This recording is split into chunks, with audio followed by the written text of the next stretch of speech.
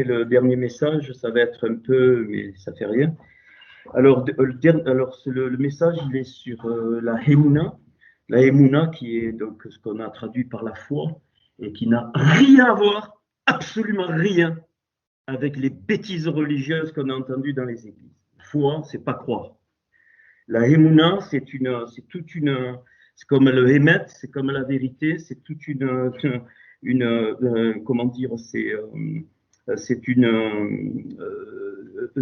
alors je vais le dire parce que ça va être le message de ce soir, c'est lié à la gloire. La Emouna et le Hémet sont liés à la gloire. Donc là, en français, la foi et la vérité, je préfère la Emouna, c'est quelque chose d'éternel. La Emouna et la vérité sont éternelles parce que la gloire est éternelle. Le mot gloire, kavod, a exactement la valeur numérique pour ceux qui prennent des notes, c'est important. J'ai fait aucun fichier ce soir parce que j'ai eu Corinne tout à l'heure, j'étais un peu fatigué, puis c'est pas la fatigue, mais j'ai senti la présence du Seigneur fort qu'il fallait pas que je fasse de fichier pour pas qu'on soit distrait, mais ça va aller. Donc ce schéma, la gloire, la Emouna et le Hémet, est un schéma fondamental qu'on va retrouver dans toute la Torah, dans les enseignements de Yeshua, qu'on trouve dans, alors évidemment, pas en français, mais qu'on trouve quand il donne des énigmes, et on ne sait pas pourquoi, mais avec de plus en plus, on comprend pourquoi. Notre Seigneur donne des édicts. Et donc j'annonce la couleur là. On a vu, là, je donne juste un petit tremplin de la dernière fois. Donc, sur le dernier fichier que je vous ai envoyé, donc on ne va pas prendre ce soir. Donc, le mot Emouna est constitué de 5 lettres, le Aleph, le Mem, le Vav, le Nun et le He. Et donc, je vous avais dit que j'avais trouvé, donc le Aleph, ça correspond à Abraham, qui est père d'une multitude, hein, et Abraham était père élevé, Ram, ça veut dire élevé, hein, père élevé, et donc il devient avec le He.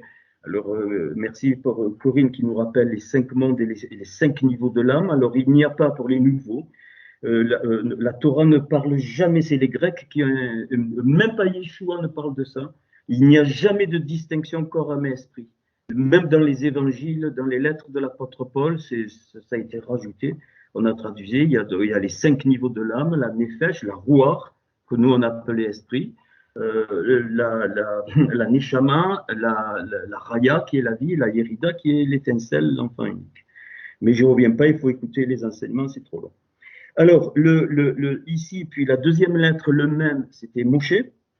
On a Moïse, donc, et on a vu que ces 2 premières lettres formaient le him, la mer, et on sait pourquoi. Et là, ça va être important. Et on a vu que la valeur numérique d'Abraham, c'est pareil que Rechem, c'est-à-dire l'utérus, c'est-à-dire la matrice qui enfante. Et donc, c'est dans cette matrice que la gloire se trouve. C'est pour ça que Moïse, je vais le démontrer, c'est pas l'Éternel qui descend, c'est pas Hachem qui descend. Il lui dit, tu montes sur Ar, la montagne. Et le mot Ar, c'est le même mot pour dire qu'une femme est enceinte. C'est-à-dire une femme enceinte se traduit en hébreu par une femme qui a la montagne, qui possède une montagne. Alors on peut sourire parce qu'effectivement, quand son ventre grossit, ça fait une montagne. Mais je ne sais pas si ça vient de là, mais ça vient de là. C'est-à-dire que Moshe va être appelé par Hachem à monter sur la montagne, sur Ar. Et d'ailleurs, Nahar, c'est le fleuve, c'est-à-dire ceux qui viennent de la montagne. Nahar, le fleuve, on rajoute le Nun, hein, c'est les 2 mêmes lettres, Ar, le He et le Rinch, et Nahar, c'est le fleuve. Vous verrez pourquoi tout à l'heure.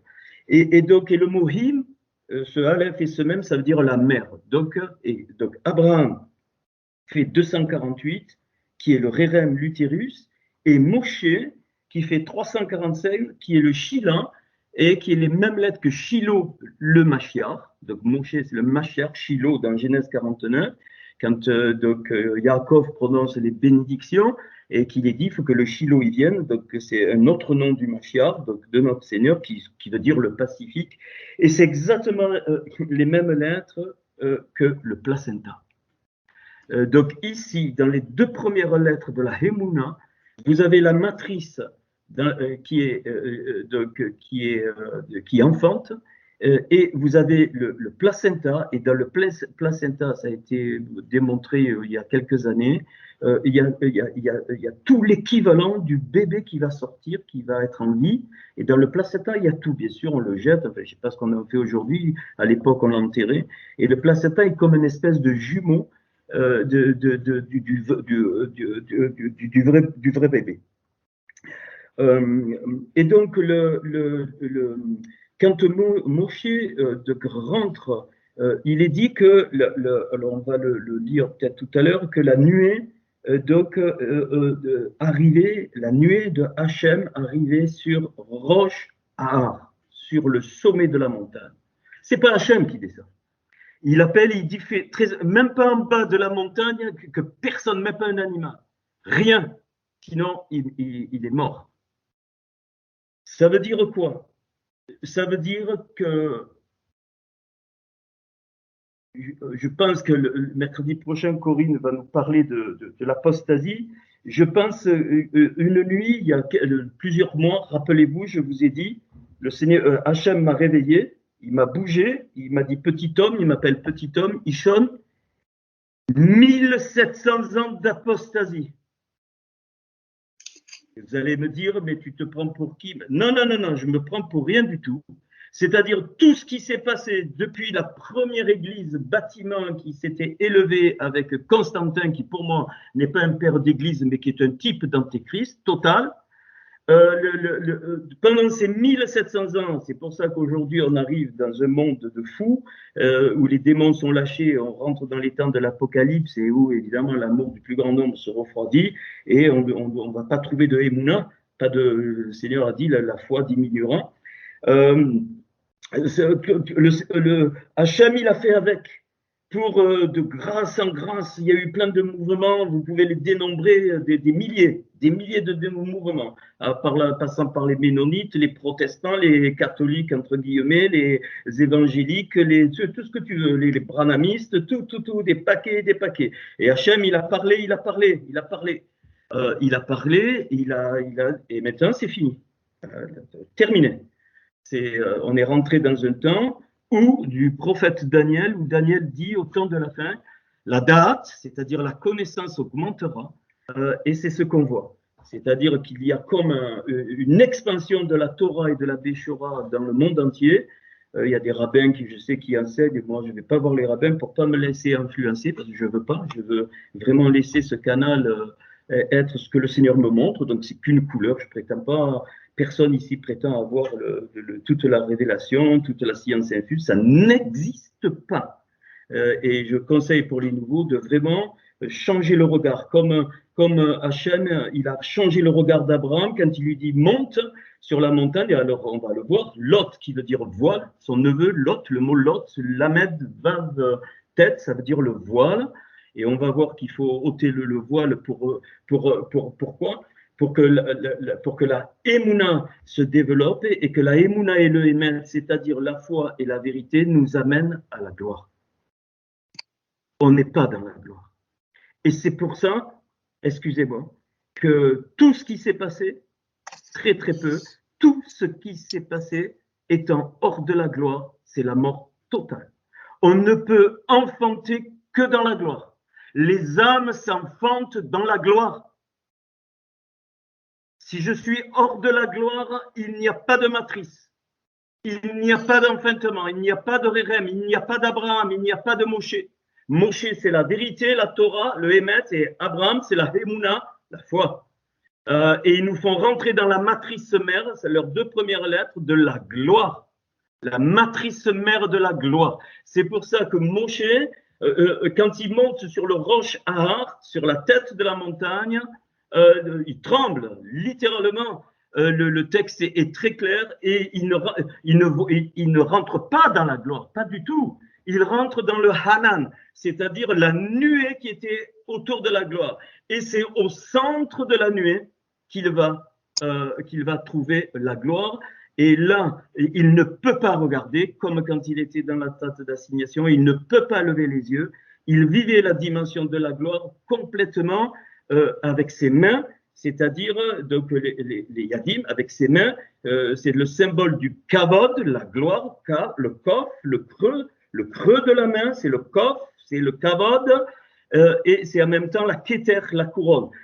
Moshe, il faut bien le comprendre, il est arrivé à un tel niveau spirituel, pas lui, mais parce que Hachem l'avait désigné, tel que si dans cette dimension il levait les yeux, il mourait. Il faut bien comprendre, ça. Puis les deux lettres finales de Hemuna, c'est le Nun et le He. Je vous ai dit que ça représentait la malroute. Et donc les deux, le Nun c'est noir, donc Noé, et donc le He c'est Abel, qui veut dire donc vapeur, qui veut dire celui qui a compris que tout était vanité. Donc on a déjà deux clés, et le vav central c'est Yeshua. Donc ça c'était le cours dernier. Le vav central c'est Yeshua, et c'est pour ça que Yeshua va dire avant qu'Abraham fût, Hani, je suis. Hani dans la Torah ne s'emploie que pour Dieu. Jamais tu dis en parlant de toi, je, Hani. Ça n'existe pas. On ne dit pas Hani pour un être humain. Hani est réservé à Hachem. Et Yeshua, dans le Matatai, que je crois avoir l'original, il dit Hani. Donc, avant qu'Abraham soit je suis, Hani Yé. C'est exactement le même mot que quand Hachem se déclare à Moshe dans l'épisode du buisson ardent et qui lui dit Yé Asher Yé. C'est exactement le mot Yé que le Seigneur il emploie. C'est-à-dire, ce qu'il faut comprendre, c'est que donc au-dessus de la Hémouna et de la vérité, qui sont en miroir, qui sont en miroir avec donc noir, c'est la grâce, donc le repos, ce que tu veux, et Abel, la compréhension des choses futiles, c'est-à-dire la crainte. Donc Noé manifeste la crainte et Abel manifeste l'intelligence des choses. Eh bien, au-dessus de tout ça, il y a la gloire qui est éternelle, et la gloire, c'est Yeshua qui la transporte. Quand on dit, ouais, je suis né de nouveau, je peux tout faire, non. Hachem est en train de ramener chez les goïms qui se disent dans le Seigneur, en Yeshua, la crainte. Tu ne peux plus faire n'importe quoi devant le Seigneur sous prétexte que tu es en Yeshua. C'est le contraire. C'est le contraire. Paul va nous le dire dans l'Épître aux Hébreux d'une façon magnifique, en parlant de Yeshua, lui qui a purifié, les choses terrestres étaient purifiées par le tabernacle terrestre, étaient purifiées par les sacrifices terrestres des animaux. À plus forte raison, le tabernacle céleste a été purifié par Yeshua. Donc, c'est pour ça que dans Hébreux chapitre 10, c'est terrible ce qui est écrit. Paul, il dit que celui qui pêche volontairement, après avoir eu la date, c'est-à-dire la connaissance du quoi, du émet, qui est quasiment le même mot que Emouna, il dit il n'y a plus rien, c'est fini, parce qu'il crucifie, terminé, il n'y a plus rien. Du moins de ce vivant, ici sur la terre, c'est fini. On a zappé ces textes parce qu'on ne les a pas compris. Hein, on croit, allez, on continue. Non.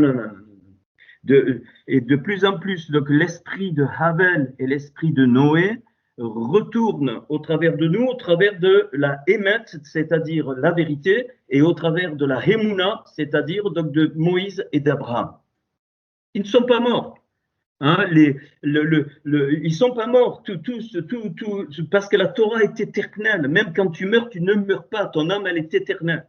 Donc, en même temps que nous voyons. Alors, qu'est-ce qui se passe dans ce mot donc Emouna, donc on a ici donc on a 5, j'allais dire il y a 4 piliers et celui central c'est notre Seigneur, c'est Yeshua. Alors ceci étant dit, il est alors je reprends le Exode 17 verset 12. Donc, il nous est dit, je lis en hébreu, Vayede Moshe de Kevedim. Alors, on a traduit par, alors, donc, et les mains, donc Vayedi, c'est les mains de Moïse, Kevedim, c'est-à-dire lourdes. On a traduit par lourdes, mais Kevedim, c'est les gloires. Les gloires. C'est-à-dire que les mains de Moïse, c'est un symbole, étaient remplies de gloire, tellement de gloire. Donc le creux, comme je vous ai dit, le kavod, mais comme le keter, il était au niveau de la keter, que physiquement, on va aller plus profond parce que l'histoire, on la garde, mais il faut aller dans le sod, c'est-à-dire dans le secret. Donc ces mains, alors ici, il faut, ceux qui n'ont pas suivi les cours, c'est pas grave, les 2 mains de Moshe représentent quoi ici? La Resed, la Séphira Resed et la Séphira Gvura. C'est-à-dire la Resed, c'est la bonté, ainsi de suite, et la Gvura, c'est les dinim, c'est-à-dire les rigueurs. Et donc, les deux doivent s'équilibrer pour que les bontés adoucissent les rigueurs. C'est ça, la Emouna. C'est pour ça que Paul va dire dans Hébreux 11 que la foi, la Emouna, est une ferme assurance des choses qu'on espère. C'est-à-dire que ça, c'est pas la croyance. C'est pas que j'espère quelque chose et que non, non, non, non, non, non, non, non, non, non. C'est lié à la gloire. C'est lié au final de tout. Quand Paul il dit la foi est une ferme assurance, et il dit c'est une gloire. C'est une lourdeur, une ferme assurance, c'est le même mot que Kevidim. Ce sont les gloires, il dit Paul. La foi, ce sont les gloires. Les gloires de quoi?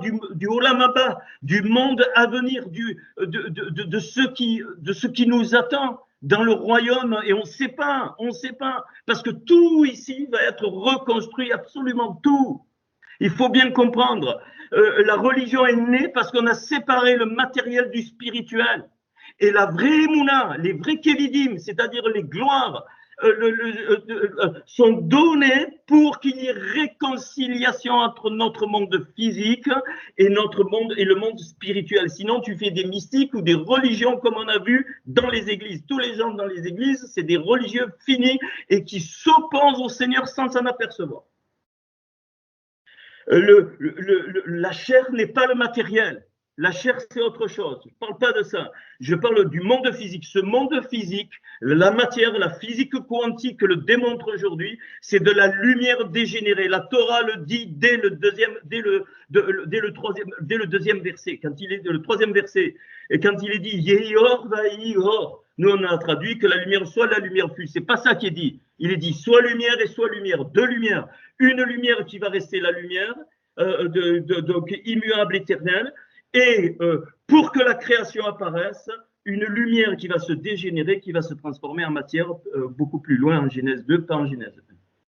Ok, mais ce n'est pas mon propos.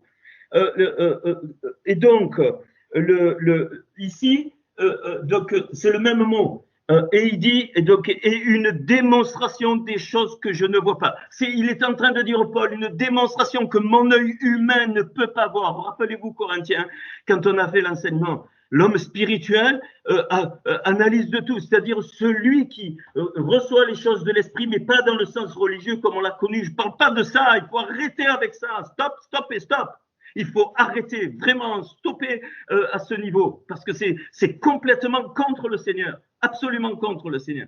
Ça veut dire que notre Emouna va être éprouvée, mais la démarche de ce verset, elle est absolument scientifique. Quand dans la recherche en tant que physicien, j'émettais une hypothèse, eh bien, je ne savais pas encore. Mais l'intuition te dit, c'est les choses qu'on espère, c'est-à-dire les gloires. Paul, il parle là, ici, des gloires du poids, parce que ce que je pense, ça a du poids, parce que ça a l'air c'est comme ça. Et qu'est-ce qu'on fait après? Eh bien, une fois que l'hypothèse est déclenchée, eh bien, on fait une démonstration mathématique pour confirmer que l'hypothèse, elle était bonne. C'est exactement ce que Paul me dit. Donc, la foi, c'est pas croire en aveugle. Ça, c'est des bêtises religieuses. Il faut s'en dégager totalement. Hachem va éprouver ta foi. Pour que la gloire apparaisse, il va l'éprouver. Et il va te dire, teste la foi. Teste ma émouna. Ma petite femme, mon petit homme, teste. Tu as un droit de tester. C'est pas, voilà, j'espère ça, donc je vais prier, je vais l'avoir. Ouais, ben montre-moi. Rien du tout. 0 sur 0 sur 0. Et le Seigneur, il a dit, on reconnaît l'arbre fait. Pourquoi? Parce que la émouna, ça n'a rien à voir avec la croyance, et la émouna est liée à la vérité. Pourquoi? Parce que toute la création a été créée par le Emet, c'est-à-dire la Torah, la vérité. Comment? Par le principe de la émouna. Donc la émouna sort directement du cœur de Dieu, comme la vérité. Et pourquoi? Et les deux sortent de quoi? De la gloire suprême. La gloire suprême, le kavod, ce qui n'a pas plus de poids que la gloire de Yeshua. Pourquoi? Parce qu'il était, en lui, tout était avant même que quoi que ce soit apparaisse dans nos univers, et encore moins avant Genèse 1, Yeshua, il est avant Abraham. Abraham, il apparaît où? Dans Genèse 2, 3. Il y a un petit sod, il y a une petite lettre plus petite, il est dit Behé Baram. Nous, on a traduit quand je les ai créés. Non, il dit avec le 5, j'ai tout créé.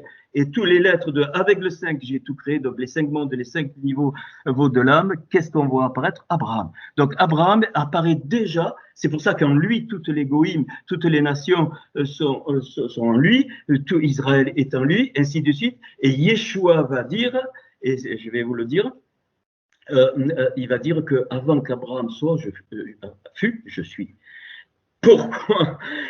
Parce que c'est lui, comprends, qui a donné les principes de la Emouna et du Emet. C'est Yeshua qui a écrit la Torah. C'est Yeshua qui a écrit la Torah avant, il n'y avait rien, oublie. C'est Yeshua qui a écrit la Torah, écoute bien, avec son sang spirituel, puisque je suis encore dans ce monde et que je suis obligé de parler de ceux qui croient encore que l'esprit et la matière sont séparés. Non, la matière est remplie d'esprit, remplie de malachim, d'anges qu'il a fait fonctionner, remplie. Les démons l'ont compris. C'est magnifique. Avec son sang, Yeshua a écrit la Torah éternelle avant même que quoi que se passe. C'est pour ça que Paul, dans l'Épître aux Hébreux, il en parle de ça, mais c'est caché. Il faut aller chercher, celui qui cherche trouve. Et donc, voilà. Et les 3 fois où il est dit, donc dans ce merveilleux Genèse 1, donc c'est tous les archétypes, c'est pas du tout ce que tu as appris, mais oublie, il n'a pas créé l'homme tel que, ben, pas du tout, c'est pas ça. Là, il crée tous les archétypes poissons, les archétypes oiseaux, les volatiles, les archétypes reptiles, les archétypes terre, la terre n'est pas encore terre, les archétypes, tout. Bon, enfin, c'est pas mon propos. Juste, notez, jour 2, jour 4 et jour 6, apparaît Yeshua. Jour 2, la lumière, séparation des eaux d'en haut et d'en bas. Jour 4, alors oubliez notre mandat, c'est pas ça. Jour 4, c'est les 2 grands luminaires. Alors là, c'est l'épouse qui apparaît, le petit luminaire, c'est l'épouse, et le grand luminaire, c'est Yeshua. Ok, et puis donc jour 6, quand il fait Adama à son image, enfin à l'image et à la ressemblance, c'est qu'il est dit, le créa Zaragunekeva, donc il créa cet être, il était à la fois féminin et masculin dans l'archétype, il n'y a pas du tout de corps encore, rien du tout. Il était donc Zarar ou Nekeva. Et de suite après, il y a Abraham qui apparaît, quand il a tout créé, donc avec ce que je viens de vous dire, Genèse 2.3, enfin Bereshit 2.3. Donc 3 fois Yeshua se montre au moment donc de la séparation des eaux d'en haut et d'en bas, au moment des 2 luminaires et au moment de la création du type Adam. Donc notre émouna, enfin excusez-moi, la émouna, vous ne pouvez pas la dissocier de Hémet, comme tu ne peux pas dissocier Moïse et Abraham. Impossible. Sans oublier la chronologie, parce que il n'y a pas de chronologie dans la Torah, dans la Bible, il n'y a pas de chronologie, c'est-à-dire tout est un. Nous, bien sûr, on déroule dans le temps l'histoire, pas de souci, mais c'est un, tout est magnifique, c'est-à-dire Bereshit rejoint l'Apocalypse, hein, le dernier, tu peux fermer le livre, tu peux reboucler. D'ailleurs, tu le trouves dans le Tanakh, ça, dans la Torah, puisque ça finit par Israël. Tu as Bereshit, puis le dernier mot c'est Israël, et tu continues Israël, Bereshit, c'est-à-dire, eh bien, l'Israël est sorti du prélèvement et tu boucles. Bon, c'est juste pour te montrer que ça change alors ça en français, tu ne peux pas le voir évidemment. Donc je répète, tu ne peux pas séparer Abraham de Moshe. Tu ne peux pas séparer la Hémouna du Hémet. C'est impossible. Tu ne peux pas séparer Noé de Abel. C'est pas possible. Noé a compris que les choses, elles étaient vaines. Donc, je dirais que Noé est comme un Gilgoul de Abel et que Moshe est un Gilgoul d'Abraham. C'est-à-dire donc l'étincelle qui revient, donc l'esprit de Abraham est dans Moshe et l'esprit de Abel est dans Noach. Donc, et les deux vont vont se rejoignent dans la crainte, que ce soit Abraham, que ce soit Moshe, que ce soit Noach, que ce soit Abel, et que ce soit même Yeshua. Eh bien, le centre c'est la crainte de Hachem, et cette crainte-là, c'est pour ça que le mot crainte de Yaré, c'est le même mot que Ra'a, voir. Voir comme Hachem voit. C'est pour ça, quand il dit à Abraham, monte sur la montagne, il ne monte pas sur la montagne, il le prend, la Torah révèle, ça il faut les codes, c'est ce que j'ai trouvé, au-dessus des étoiles. Il le prend Abraham, il le lève au-dessus des étoiles, il dit regarde. Et donc ça c'est spirituel, et donc il dit voilà, le peuple sera, enfin les nations seront comme tu vois les étoiles ou le sable de la mer un peu plus loin, eh bien ça sera. Ça veut dire que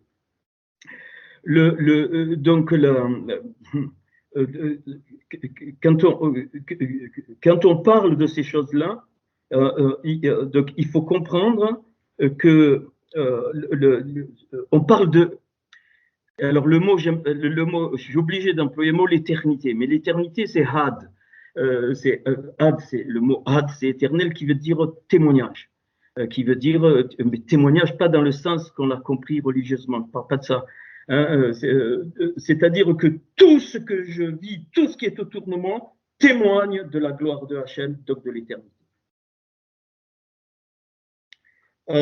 Alors, quand il dit que donc, les mains sont pesantes, donc, alors Aaron et Hur, donc là il y a un modèle qui doit s'appliquer partout, c'est qui est magnifique, hein, sinon ça ne tient pas, ça ne peut pas tenir. Alors ça, vous ne trouvez pas ça dans les groupes, hein, ça n'existe pas parce que c'est spirituel et donc il faut le comprendre spirituellement.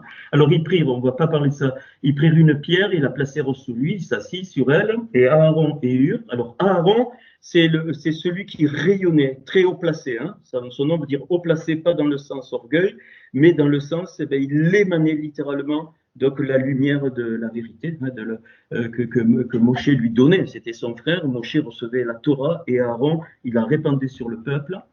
Et Hur, Rour, c'est la caverne, celui qui est caché mais qui a une grande lumière. J'allais dire, si je le compare à la physique, Aaron, c'est la lumière qu'on voit, et Rour, c'est la lumière d'un trou noir. C'est-à-dire, la lumière de Rour, on ne connaît pas beaucoup de choses sur Rour, il est tellement caché parce que c'est la gloire du Seigneur. La gloire de Hachem, dit un proverbe, c'est un psaume, c'est de cacher les choses, et la gloire des rois, parce qu'il nous a rendus rois et princes, c'est de les sonder. Donc, nous devons sonder. Et voilà pourquoi je reviens à la définition de la Emouna de l'apôtre Paul. En sondant, nous sommes en train d'appliquer ce que Paul dit, c'est-à-dire que c'est une ferme assurance des choses qu'on espère. Je le dis en français parce que vous le connaissez en français, mais je viens de l'expliquer, et une démonstration des choses que je ne vois pas, que je suis obligé de voir avec les yeux d'Abraham, c'est-à-dire donc par l'Esprit de Dieu. Et en Yeshua, normalement, si je suis réellement né en Yeshua, eh bien, c'est beaucoup plus facile, même qu'un juif, qu'un rabbin, que même quelqu'un de haut. Et ça, c'est très grave pour moi, parce que ça a été, et je suis content que Corinne nous partagera sur l'apostasie, ça a été, l'apostasie, c'est quoi? C'est la perte de la foi. Hein, le mot la foi en grec, je ne connais pas, mais en hébreu, c'est ça, c'est lo émouna, c'est-à-dire plus de foi. C'est grave. Bien aimé, c'est grave. Tout ce qui s'est passé dans les milieux religieux, quels qu'ils soient, c'est très grave et c'est pour ça que nous devons donc avancer dans ces domaines, même si ça nous dérange. Je continue.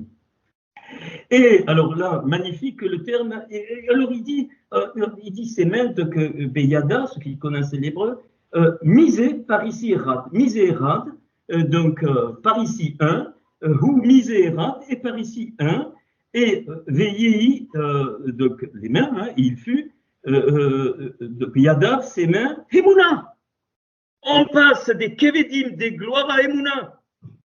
Et donc Rour est magnifique, quand Rour et Aaron et Rour, donc il soutient, on va dire dans l'histoire, hein, mais derrière c'est le sod, il soutient ses mains. Qu'est-ce qu'ils sont en train de faire en fait?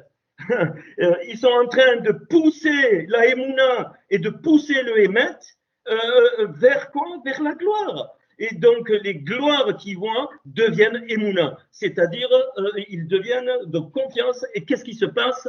Pendant ce temps, Yehoshua, qui à la lettre près, c'est pareil que Yeshua, est en train de combattre Amalek, c'est-à-dire le roi mauvais. Amalek, l'ennemi juré, jamais plus. Le Seigneur, il dit, tu mettras la main sur mon trône de toute éternité. Qu'est-ce que ça veut dire, ça? C'est magnifique. C'est pour ça qu'on parle d'apostasie enfin, dans les temps de la fin. Ça veut dire qu'au temps de la fin, il faut un peuple comme Moshe, Aaron et Hur, qui vont déclencher la Emouna par les Kevidim, c'est-à-dire par les gloires, pour que Yeshua arrive et détruise Amalek, qui représente Satan, donc l'Antéchrist. Alors, je ne parle pas d'Antéchrist, homme, tout ça. Je pense que mercredi prochain, on aura des éléments super. Toujours dans le principe, l'archétype. C'est pour ça qu'il est dit il y a plusieurs antéchrists. Alors nous on voit un homme qui va arriver, qui va s'asseoir. C'est pas ça du tout, pas ça du tout. Mais vous vous rendez compte de la puissance de ce passage. C'est-à-dire que Hur et Aaron ils soutiennent pas ses mains physiques, mais c'est évident que c'est pas ça. C'est pas ça. C'est dans le monde spirituel. Ils sont en train de pousser la Emouna et le Hémet, c'est-à-dire de la vérité vers les gloires pour que ça descende en Emouna. C'est-à-dire, donc, Emouna, c'est pareil que vérité ou confiance, fidélité, tout ce que tu veux. Le but, c'était quoi? Que Yehoshua, Josué, dans la vallée, détruise Amalek, et c'est ce qui s'est passé. C'est pour ça qu'il est dit que quand ça y faiblissait, Moïse, ben, ils n'avaient pas la victoire, et quand ils montaient, ils avaient la victoire. Mais c'est plus que ça. Parce que le fameux misérade, on peut le lire d'une autre façon. Ça veut dire que Moïse soutenait Aaron et Hur aussi. Les mains de Moïse montaient Aaron et Hur vers les hauteurs. Magnifique! J'ai jubilé quand j'ai trouvé ça. Donc il y a les deux, ils vont dans les deux sens. Bien sûr, ils le soutiennent, mais en même temps, lui, il les fait monter parce qu'il est Moshe. Il a été spécialement choisi. Et ça, il faut arrêter avec. Il faut vraiment arrêter. C'est pour ça que j'y tiens, bien aimé, hein, de trouver vraiment qui tu es dans le Mashiach. Impossible de te comparer ni dans les hauteurs, ni dans les différences. Alors, il faut arrêter ni le besoin d'avoir une place, rien de tout ça. Je l'ai enseigné, mais je le redis parce que c'est tellement important. Moshe s'est mis dessous. Le triangle était inversé. Lui, Moshe, le grand Moshe, et il a monté à Aaron et Hur. Misé, yad. Tu le lis dans les deux sens, de la Hérad et de la Hérad magnifique. C'est-à-dire qu'il y avait un aller-retour de quoi? De la Emouna et du Hémet. Pourquoi? Pour que les Kevidim, c'est-à-dire les gloires, descendent. Et quand les gloires descendent, Yeshua, il a victoire sur Satan. C'est-à-dire Josué qui a victoire sur Amalek. Amalek représente Satan. Donc, n'attendez pas le Seigneur qui arrive comme ça, qui va tout régler. Non. Et c'est pas pour rien que le mot Emouna me donne le côté mère qu'on enfante. Et donc l'autre côté, le na qui fait 55, c'est l'épouse, c'est la kala, le vase, le keli. La kala, c'est l'épouse. Voilà, et l'épouse, d'où la parabole des 10 vierges. L'épouse, sans l'épouse, le Mashiach ne vient pas. Il ne vient pas. Pardon, excuse auprès des voisins s'ils m'entendent. Mais je suis déchaîné, pas plus que déchaîné. Il ne vient pas, tu peux faire ce que tu veux.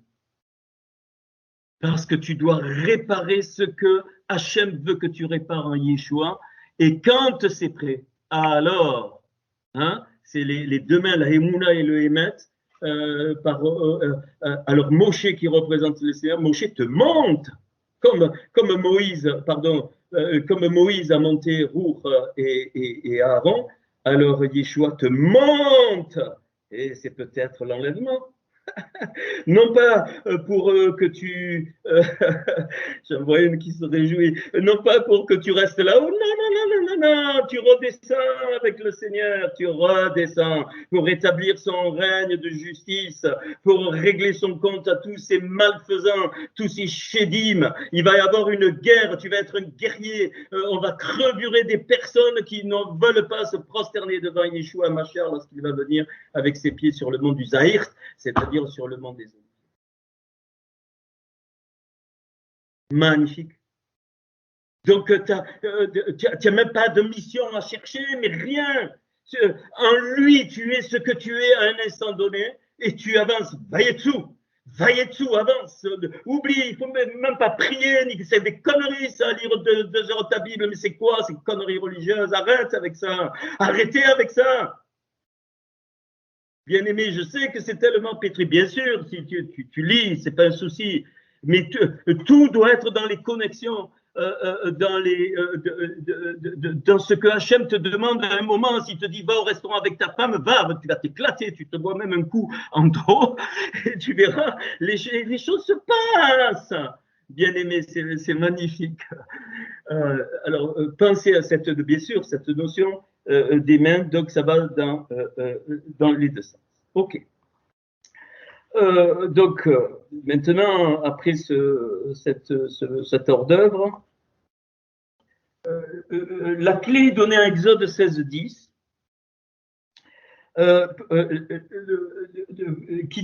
Exode 16:10, alors évidemment, et tandis qu'Aaron parlait à toute l'assemblée des Béné Israël, c'est-à-dire des enfants d'Israël, ils se tournèrent du côté du désert, et voici la gloire de l'Éternel parut dans la nuée. Donc là, c'est la clé. C'est la clé. C'est-à-dire, alors, on va rappelle-toi, Yeshua sur la montagne de la transfiguration, la nuée est descendue. Il était au centre de la nuée. Ils n'ont rien compris, les disciples. Et qui est apparu? Moshe et Eliaou. On va revoir Moïse et Élie. Qu'est-ce qu'ils disent? Alors déjà, les yeux étaient voilés, mais maintenant ils se voilent les oreilles parce que la tente, c'est alors quand Moïse il rentrait dans la tente, symbole pour recevoir, et puis il enlevait le voile. Donc Moïse sous la tente, il écoutait, et en levant le voile, il rentrait dans la dimension de la nuée pour être de la gloire. Nous avons 2 choses à faire. Nos tentes bouchent nos oreilles et nos voiles bouchent nos yeux. On va y revenir.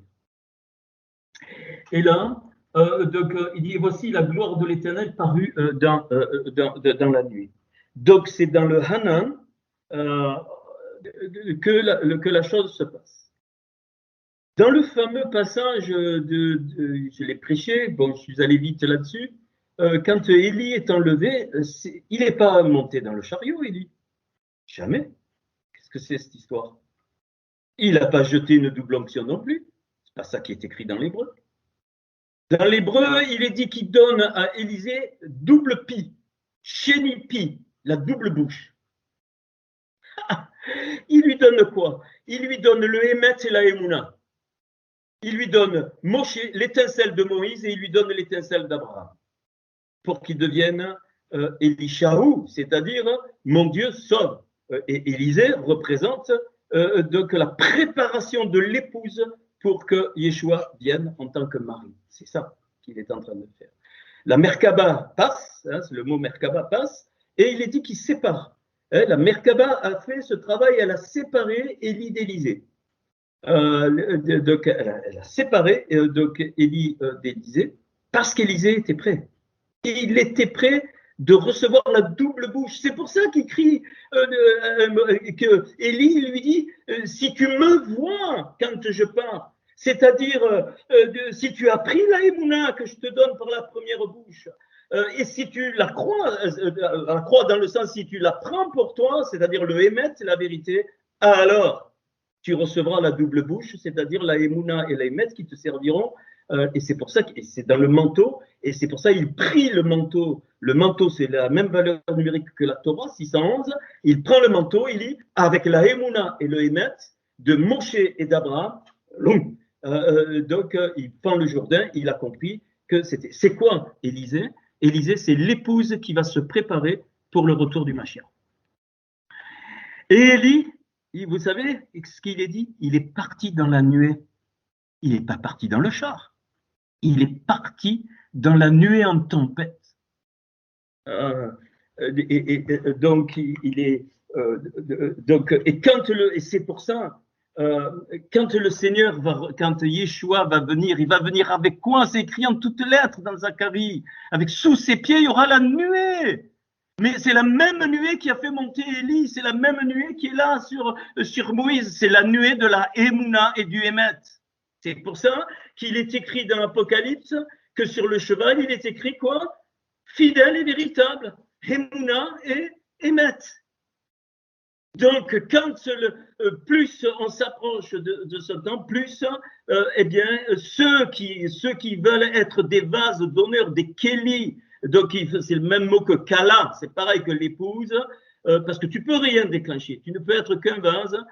Eh bien, il faut qu'il se prépare. C'est pour ça que Paul, il dit hâter l'avènement du retour. Il dit pas mais c'est quoi les conneries qu'on a entendues. Ça suffit maintenant. Je dis ça pour que ça frappe en vous, que ça se débloque. Non, hâter le retour du Seigneur, c'est se préparer l'épouse, être un kéli, un vase d'honneur qui est prêt à recevoir le Mashiach. Sans ça, il ne vient pas. Et je parle du corps, il ne viendra pas. Il va attendre encore des millénaires que l'épouse se prépare. Pourquoi?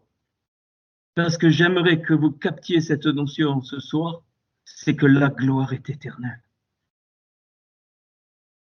J'ai les larmes, parce que moi, le Seigneur, si vous saviez, la gloire, le kavod, il est éternel. C'est pour ça que kavod, ça vaut 26 comme Yod et Vavé, le tétragramme. Pas pour rien. Et pourquoi nous vivons vous savez pourquoi? Parce qu'on n'est pas dans la matrice d'Abraham. On n'est pas dans le Shia, dans le placenta de Moshe. Mais le placenta de Moshe, qui est la Torah, et l'utérus d'Abraham, enfin le rérem d'Abraham, la matrice d'Abraham, qui est quoi? Qui est la Emouna. Mais quand, comme Moïse, là, tu vas dans la nuée, je ne sais pas comment, hein, et donc c'est pour ça qu'il faudra, dans le principe des Moïse, Hur et Aaron, Moshe, Hur et Aaron, pourquoi? Pour que les deux fonctionnent. Tantôt, c'est Moïse et Aaron qui vont monter les mains dans le sens où on l'a dit spirituel, tantôt, c'est Moshe qui va les monter. C'est-à-dire qu'on a quelque chose à faire devant Yeshua, c'est-à-dire à devenir ce vase qui va recevoir la synchronicité de l'étincelle d'en haut qu'on ne peut pas commander. Je ne peux qu'aspirer. Mon vase qui se prépare est une aspiration qui va déclencher les choses qui sont prévues de toute éternité.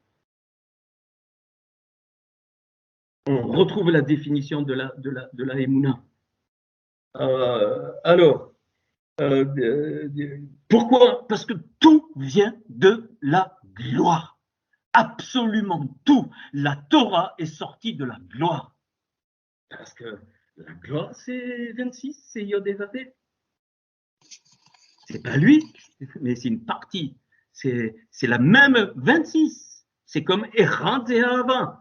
Erad, ça fait 13, Ahava, donc unité, on va voir. Et Ahava, donc amour, ça fait 13 et 13, 26. Le cœur même de la nature de Hachem que personne ne connaît, c'est pas une personne. Hein. Hachem n'est pas une personne, Dieu n'est pas une personne. Ça aussi, ça a été tellement incrusté, il faut que ça déménage. Ça. Donc,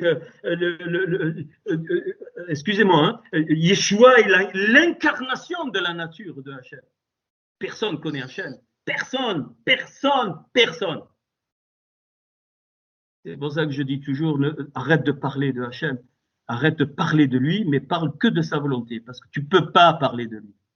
Donc, tu crées une théologie, tu crées donc une religion. Alors, et c'est pour ça qu'il va dire, qu'est-ce qu'il dit à Moïse à un moment donné? Rappelle-toi ce texte, je ne peux pas tous les lire. Écoute, tu seras Dieu pour Aaron et Aaron sera ton prophète. Il le dit ça. Il le dit, c'est dans le livre d'Exode. Hachem, il parle à Moïse, il dit, écoute, tu seras, ça ne veut pas dire que Moïse était devenu le Dieu d'Aaron, c'est pas ça, c'est dans le principe.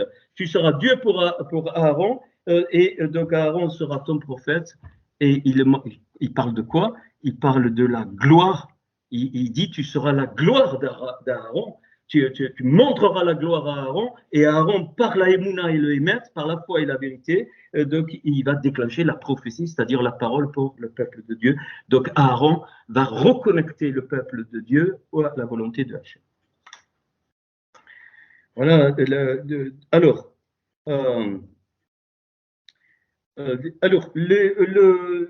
un texte, notez, puis vous le méditerez, même en français, c'est pas grave, et ceux qui vont dans l'hébreu, ben allez-y.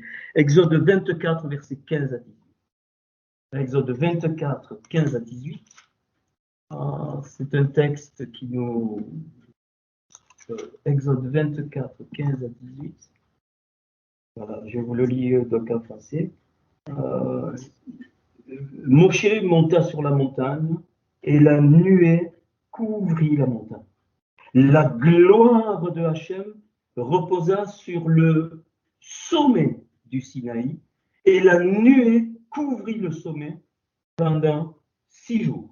Et le 7e jour, Hachem appela Moshe du milieu de la nuit. L'aspect de la gloire de l'Éternel était comme un feu mangeant, dévorant, mais c'est mangeant, arolot, mangeant sur le sommet de la montagne aux yeux des enfants d'Israël.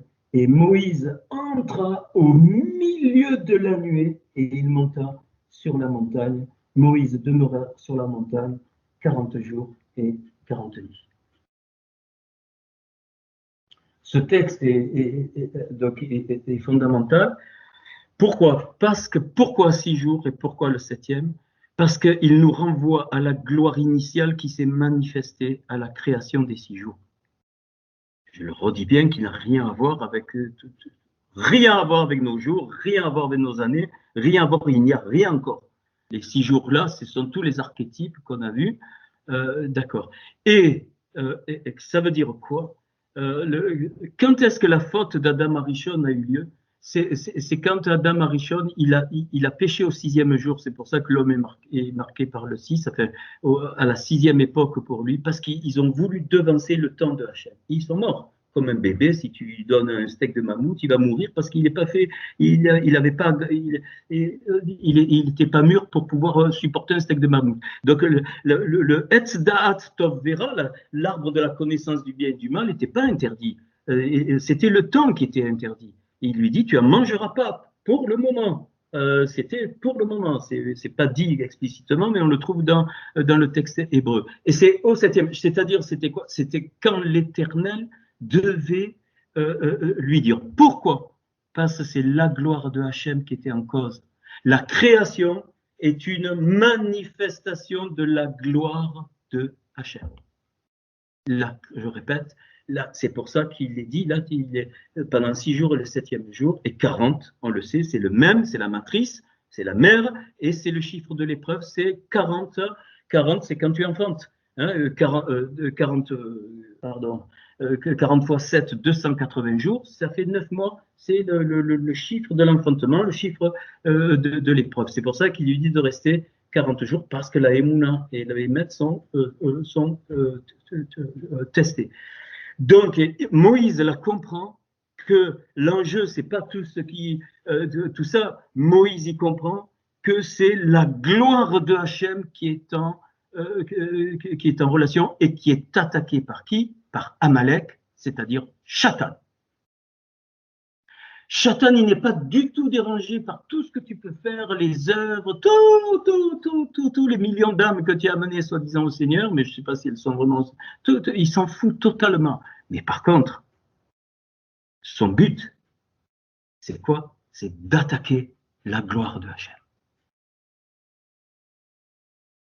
C'est pour ça qu'il ne supporte pas la Emouna et le Hémet. C'est-à-dire, donc la Emouna, hein, comme on le croit, pas la croyance, ok, je ne vais pas me répéter, et le Hémet, la vérité, c'est-à-dire pourquoi? Parce que la vérité te libère. Pourquoi? Parce que ça prépare le peuple à celui qui portera sur ses cuisses, fidèle et véritable. Pourquoi? Parce que ça sort de la gloire éternelle.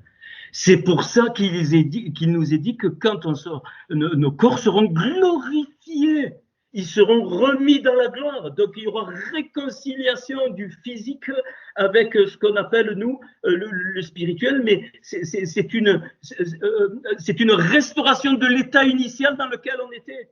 Ce n'est pas du tout une séparation. Le corps physique tel qu'il est, il va ressusciter glorieux, dit Paul. C'est-à-dire tel qu'on était dans la gloire de Yeshua. Je ne peux pas tout vous dire. Après, ça s'ouvre, on aura des questions certainement, peut-être un peu tout à l'heure, j'en sais rien. Mais alors, vous comprenez pourquoi je ne veux pas trop, parce que voilà, il faut méditer tranquille. Alors, maintenant, qu'est-ce qu'on voit? Alors ça, c'est bien, hein, c'est la base. Et bien maintenant, on va donner quelques clés quelques clés avec la Torah et la Béchora. Alors, il y a des textes déjà qui vont s'éclairer, des textes qu'on a lus des milliards de fois et qui vont s'éclairer déjà avec ce que je viens de dire. Alors, il y a un texte fondamental de tout le Tanakh qui nous donne l'essence, la substance, en tout cas une image de la substance de la gloire, c'est Ézéchiel chapitre 1. Ézéchiel chapitre 1 possède 28 versets. Et le premier verset de la création, Bereshit Bara Elohim et Hashamayim be'et haaretz, possède 28 lettres. Donc le 28 est un signe de la gloire de Hachem. C'est B-Yodevave, avec Yodevave ou B-Kavod, dans la gloire, ça fait 28. C'est dans la gloire que la création a été faite. Tu as été créé dans la gloire, tu es né dans la gloire, ainsi de suite, ainsi de suite. Alors ce Ézéchiel chapitre 1, vous le connaissez tous, hein, enfin, du moins, donc il a plusieurs, vous savez, c'est les roues, les 4 animaux, ainsi de suite. Tout ce passage qui est très mystérieux, dont on trouve des belles choses. Alors, il faut que, je ne sais pas si je sais plus, je me souviens plus de mémoire le nombre de mots et le nombre de lettres, mais je vais le retrouver, qui démontre des choses magnifiques. Je retrouve, pas que je vous fasse d'erreur. Je l'ai noté quelque part il y a une semaine au moins. Alors, bon, tant pis, sinon, c'est pas grave, je le ferai plus tard. Donc, Ézéchiel chapitre 1, 28 versets. Donc, allez en hébreu, ceux qui connaissent un peu l'hébreu, et vous allez voir. Enfin, bon, c'est pas grave. Alors, maintenant, concrètement, un petit peu les chemins qui vont se présenter à nous pour entrer dans cette dimension. Je vais dérouler par rapport à la gloire. Tu ne peux pas comprendre la gloire, d'accord? C'est impossible. Ne cherche pas, tu ne peux pas. Alors, c'est quelque chose qui vient du monde d'Atsilut, de l'autre côté, le monde des nobles. Donc, de là, d'où vient le Adam Kadmon, donc de notre Seigneur. Mais alors, je vous donne juste, parce que sinon je compléterai mercredi prochain, parce qu'il y a beaucoup, hein, ça va beaucoup. Alors le mot, je reprends donc le mot. Alors le même mot émounot, haémounot, est donné dans deux. Il peut vouloir dire aussi les piliers d'une porte, les trois, le linteau et les deux piliers. Ça, on trouve ça dans 2 Rois 18-26, c'est le même mot. Donc, émounote, donc la valeur numérique, c'est 512, donc 8 au cube. Et donc, les deux piliers et je vous donne ça au passage, et le fronton, eh bien, c'est donc Abraham, Moshe et donc Yeshua, donc ce qu'on a vu. Donc, c'est la émouna, le émet, et le dessus, c'est la gloire. Et donc, c'est 8 au cube, c'est-à-dire c'est une restauration. C'est pour ça que c'est le même mot. Émounote, c'est les foi, avec un S, si on peut mettre S au pluriel. Et c'est pour ça que Jude me dit que il parle des gloires au pluriel. Hein. Il parle des gloires, donc qui sort évidemment de la gloire. Et quand il parle des gloires, c'est Chatan qui conteste le corps de Moshe, qui conteste le corps de Moïse, donc qui conteste quoi, la émet, la vérité, et évidemment par la émouna, ça c'est très clair. Et il est dit que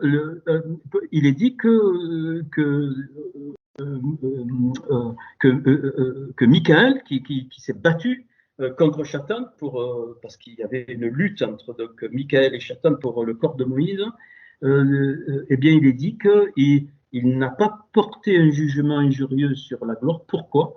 Parce que Chatan était avant qu'il chute, il était une gloire très, très, très importante en dessous du Mashiach, en dessous de Yeshua, dans le monde spirituel. C'était une très grande gloire qui possédait 9 pierres. C'est-à-dire, il était limité par les 9 pierres, alors qu'il y en a 12. Et bon, je ne sais pas ce qui s'est passé. Et donc, ce chiffre 9 est caractéristique de ce qu'il faut faire et de ce qu'il ne faut pas faire pour vivre la dimension de la gloire, parce qu'on ne peut pas rentrer, on ne peut pas de comprendre la gloire du Seigneur.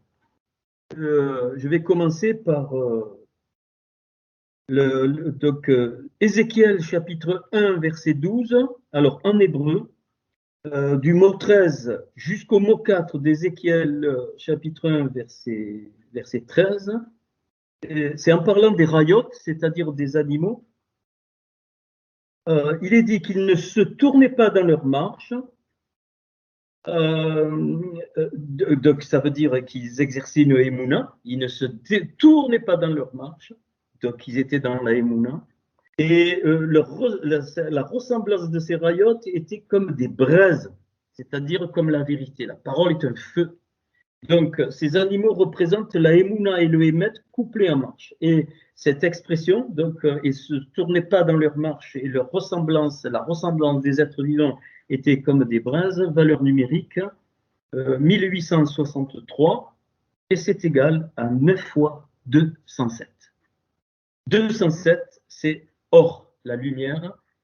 Donc, ce passage me révèle que les gloires, enfin, une partie des gloires, c'est 9 lumières. 9 lumières accessibles à nous, mais il y en a 12, donc 3 ne sont pas accessibles. Comme Chatan, on le trouve, tout ce sod, je l'ai trouvé dans les pierres, il a 9 pierres, mais il y a les 3 autres, on les connaît, je vous ai fait le cours, mais je vais les rappeler, c'est important. C'est quoi? Et alors, donc, ces 9 lumières, enfin, donc les 12 lumières, il y a 3 lumières qui sont inaccessibles, tu ne peux rien faire. Donc, c'est la lumière de la gloire, la lumière de l'autorité et la lumière de la royauté. Ces 3 lumières, pas possible. Tu oublies. Par contre, elles vont développer des chemins qui vont donner 9 lumières et elles sont accessibles. En Yeshua, elles sont accessibles. Alors là, je commence par la lumière de la gloire qui est au centre, et on va retrouver toujours le schéma Moïse, Our et Aaron. Donc, au centre, tu as la gloire, donc, et sur les deux côtés, la royauté et l'autorité. Alors, vous voyez où on est, dans quelle dimension on est. Alors, tu oublies quand les gens ils pensent qu'ils ont l'autorité, qu'ils ont le... Dégage, tu n'as rien du tout. Absolument rien. Absolument. Si le Seigneur il enlève une, tu es foutu. Tu n'as rien du tout. Rien, rien, rien, rien. Tu ne peux être qu'un canal de l'autorité. Tu ne peux être qu'un canal de la royauté, de la vraie qui descend de la chaîne. Toi, tu n'as rien. Rien. Nul de nul. Poussière, tu es, retourne, tu poussière. Ça, c'est pour les orgueilleux. Et d'ailleurs, les vases les plus forts utilisés par Hachem, c'est des vases de quoi c'est Christ, l'espérance de la gloire, et Christ crucifié, c'est l'humilité et la mort à soi, c'est évident, hein, c'est là que ça coule. Sinon, ça ne descend pas, tu peux y aller, tu peux faire ce que tu veux. Alors évidemment, tu peux créer et alors encore moins la gloire qui appartient au Seigneur. Alors, la gloire, de la gloire, on va sortir, je l'ai dit, déjà dit, donc la Emouna et le Hémet, qui vont se rejoindre dans l'amour. Donc le Ahava. Ça c'est alors donc on a de la gloire sort trois lumières, la Emouna, le Hémet et l'amour. Donc quand je me place dans l'amour, c'est la dimension première de l'amour. Donc un Yeshua, c'est tout ce que tu connais. On va parler de nous qui prétendons être nés de nouveau. L'amour va te permettre de rentrer dans les dimensions de la Emouna et de la Hémet. Donc ça va ouvrir les portes de la gloire, d'une partie de la gloire pour toi. Voilà le chemin. Et l'amour, épargnez-moi avec les bêtises des églises. Je ne veux plus entendre ça. Épargnez-moi avec ça. L'amour, le Hava, d'accord, c'est je vais vous dire ce que c'est l'acceptation de absolument tout de Hachem. Comme Job, tu as pris, tu as enlevé, je dois mourir, je meurs, pense aussi. Plus rien ne m'attache, ça c'est le vrai amour, plus rien. Bien sûr, tu vis, on vit, tout le monde vit, on fait les trucs, on va voir les textes après. Mais c'est cette dimension. Voilà ce que c'est l'amour. Donc, on doit travailler dans l'amour, dans cet amour-là, qui va quoi? Eh bien, comment on fonctionne? Évidemment, quand il y a les épreuves, ce vrai amour, c'est quoi? Cette passion pour notre Seigneur. Est-ce que tu es amoureux de Hachem? Est-ce que tu es amoureux de Yeshua? Et prie plus que ton mari, plus que toi-même, plus que tes enfants, plus que tout, amoureux et pris à bloc. À ce moment-là, la Emouna et le Hémet viennent. Pourquoi? Parce que tu y rentres dedans. Si tu es amoureux de Yeshua, tu vas être amoureux de la Torah.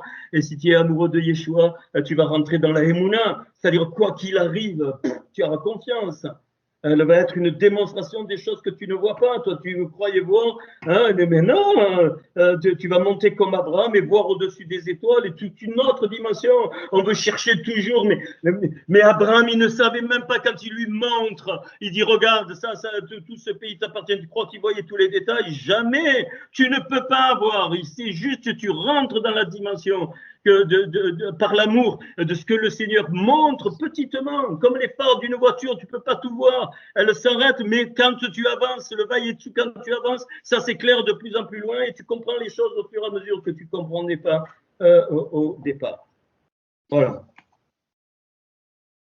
L'autorité, elle va donner la bina et la rochma, c'est-à-dire l'intelligence, qu'on connaît, qui est féminin, très féminin, et la rochma, qui est la sagesse, qu'on a traduit par sagesse, mais on le sait ce que c'est, hein, je vous l'ai enseigné. Donc la bina, c'est le discernement, c'est la réalisation des choses, et la rochma, c'est la conception des choses. Donc elle va donner ça dans ce chemin, et les deux se rejoignent sur quoi? Sur le Erad. Ce qu'on appelle l'unité, pas l'assemblage, l'empilement de personnes qui se tolèrent, non, le Erad, c'est-à-dire l'appartenance à un corps.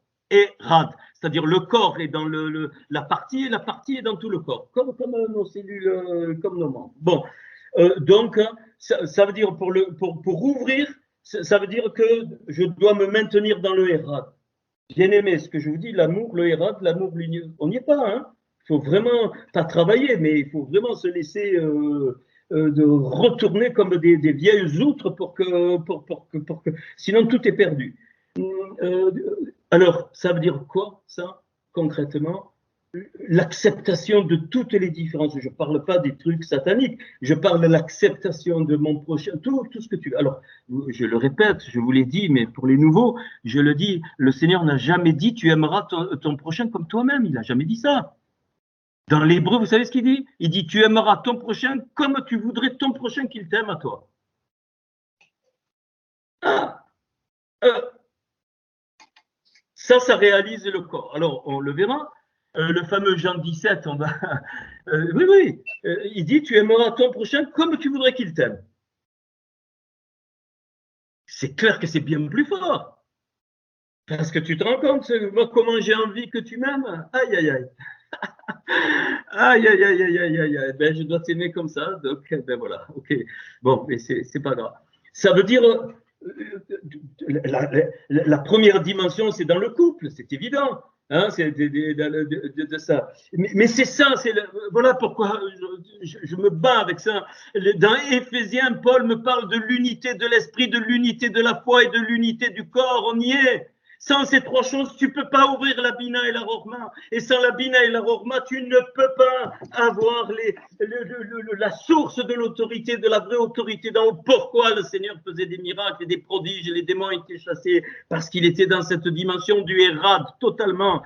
Et pourquoi, étant dans le Hérad, la Bina et la Rorma, dans les dimensions séphérotiques étaient ouvertes et l'autorité sortait.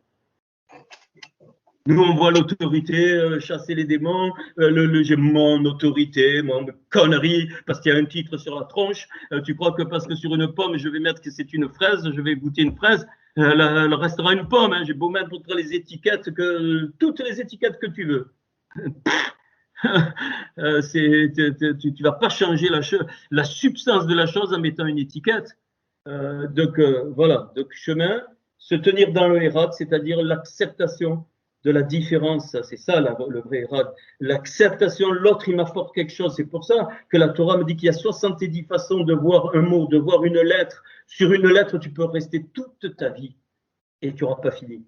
La Torah est infinie. La Torah est infinie. Les évangiles, la Béchora est infinie parce qu'elle est l'accomplissement de la Torah, bien aimé. Là, c'est les 9 lumières. Hein, on est dans c'est les gloires. Hein. Les gloires, je vous donne quelques gloires, les gloires au pluriel. Donc, on l'a vu, et voilà pourquoi il y en a 9, parce que 3, tu ne touches pas. Puis, la royauté va t'ouvrir sur la Tahara et la Kedusha, c'est-à-dire ce qu'on a appelé la pureté, et la Kedusha, la sainteté. La pureté, c'est le dévoilement du potentiel qui est à moi, de l'étincelle qui est à moi, et la Kedusha, c'est le dévoilement de l'étincelle du corps. Ok. Et les deux t'amènent vers quoi? Vers le Brit, c'est-à-dire vers l'alliance. Donc, c'est pour ça que je dois être circoncis de cœur, pas circoncis, si tu dois le faire, fais-le, ça peut hein, voilà, si un jour je dois aller parler à un rabbin et qu'il faut que je me fasse, ou parler dans une synagogue, je le ferai. Donc, Paul me dit la circoncision du cœur. On est circoncis du cœur? Il y a encore bien des prépuces à enlever. Hein. Rappelle-toi Jérémie, ce qu'il dit, c'est dans leur cœur qu'ils portent leurs idoles. Hein. Donc, la circoncision, le Seigneur l'a exprimé on l'a fait, le Titepalalou, notre Père, qui n'a rien à voir avec ce récité comme un perroquet, là. C'est quoi? Que ta volonté soit faite sur la terre comme elle est faite dans le ciel. Ça, c'est la Kedusha. Hein, c'est la Kedusha. Et on a vu hein, qu'on doit devenir guerrier. Notre pain quotidien, c'est le guerrier. Donc, on est dans la Tahara, dans la pureté. Pourquoi? Eh bien, parce qu'on doit être circoncis. C'est circoncis. C'est-à-dire que plus rien du prépuce ne peut me toucher. Plus rien de la chair ne peut me toucher. La chair c'est pour ça que Paul il dit, si vous vivez par l'esprit, marchez aussi suivant l'esprit. Ceux qui ont crucifié la chair ont crucifié la chair avec tout ce qui va dedans. Donc, donc les trois, ces trois choses vont être fondamentales pour la suite. Donc, l'alliance m'ouvre sur la Tahara et la Kedusha, et donc me permet de recevoir les choses de la royauté de Hachem à ce moment-là. eh bien, je peux dire oui, il est roi. Hein, il est roi de ma vie parce qu'il est le roi de gloire. Il est la gloire des gloires, hein, ça c'est clair. Et il y a son autorité parce que c'est sa gloire qui descend. Ok. Alors ce schéma est fondamental, donc je ne vais pas le répéter. Donc je le résume. L'unité ouvre sur la Bina et le Rochma, donc l'étincelle descend de l'autorité. C'est ça, être ce vase prêt. L'amour donc ouvre sur la Emouna et le Emet qui vont nous faire vivre une dimension de sa gloire. Et donc l'alliance ouvre sur la Tahara et la Kedusha qui vont permettre qu'une partie de sa royauté soit vécue au milieu de nous. Puis Ézéchiel 1,4 me parle du Rajmal. Le Rajmal, on l'a traduit par, c'est intraduisible. Raj, ça veut dire silencieux, mal, ça veut dire qui parle. Donc le silencieux parlant, bon, ça on le sait. Ce sont les pierres. Ce sont les pierres qui étaient sur le pectoral. Elles sont silencieuses, mais elles parlent. Et il est dit, dans la Mishnah, il est dit que quand Hachem parlait au sacrificateur, les pierres s'éclairaient. C'est-à-dire qu'elles illuminaient la lumière de la gloire. Mais tant que le Hachem ne parlait pas, elles étaient éteintes. Et la valeur numérique du Rajmal, c'est 978, c'est-à-dire 9 fois 42. Cette fois, on a 9 bam. Bam, ça veut dire éclat. 9 éclats, 9 pierres. Les pierres que Shatan avait et qu'il a 9 pierres. Et donc 3 pierres, tu ne touches pas. Ça, je vous avais donné l'enseignement. Je ne vais pas tout réexpliquer à ce niveau, juste donner, voilà. Alors, la pierre qui correspond à la gloire, c'est le cheveau. Donc la pierre cheveau, c'est le turquoise. Et qui veut dire, pardon, donc, et qui correspond, donc le turquoise, hein, donc chez vous. Alors on le voit avec les valeurs ou l'agate, on traduit par l'agate. Donc le cheveau, c'est la pierre de la gloire, qui correspond donc à la gloire. Donc ça, on ne touche pas. L'échem, c'est qui correspond à l'autorité, parce que l'échem, donc le lechem, c'est l'opale ou la hyacinthe, et qui veut dire aussi lechem pour le nom. Donc on sait, hein, l'autorité, bon, je ne vais pas faire un enseignement là-dessus, j'ai donné déjà. Donc lechem, donc pour le nom, ça c'est ces 3 pierres-là. Donc la arlama, c'est qui correspond à la royauté. Donc la pierre arlama, qui est une améthyste, qui est du cristal, on peut traduire par cristal, et qui représente donc la royauté. Eh bien, on retrouve le même schéma, c'est super. Donc on va avoir ces 3 pierres, tu ne peux pas les toucher, et on va avoir les 12 pierres qui vont donc apparaître. Donc du cheveau, de la pierre qui correspond à la gloire, eh bien, celle qui correspond à la Emouna, c'est la Pikdat, et celle qui correspond à la vérité, c'est le saphir.